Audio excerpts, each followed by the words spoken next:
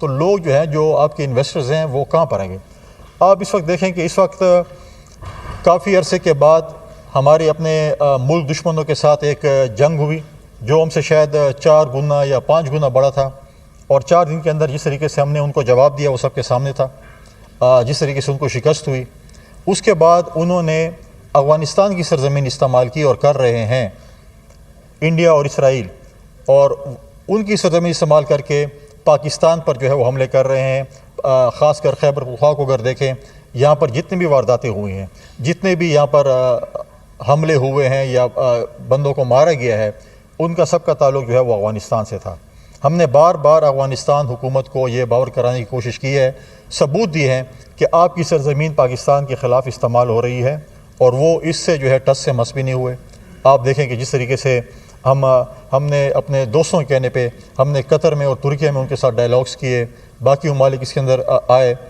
ثالثی کا کردار ادا کرنے انہوں نے کیا، جس میں افغانستان کی حکومت جو ہے وہ ٹس سے مس نہیں ہوئی، اور آج تک جو ہے افغانستان کی سرزمین جو ہے وہ پاکستان کے خلاف استعمال ہو رہی ہے۔ لیکن دوسری طرف اگر آپ دیکھیں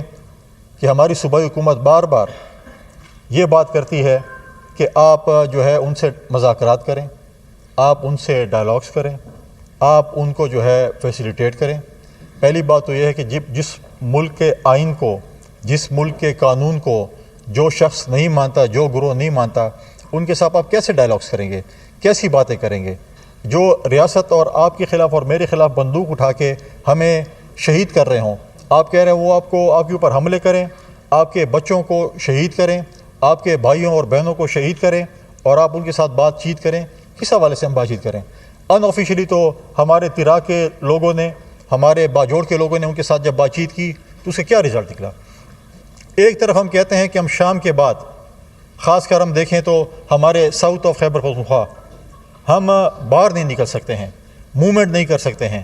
کہتے ہیں امن چاہیے، اور دوسری طرف کہتے ہیں کہ نہیں، آپ انٹیلیجنس بیس آپریشن بھی نہ کریں۔ تو کیا وفاقی حکومت کے پاس، ان اداروں کے پاس الادین کا چراغ ہے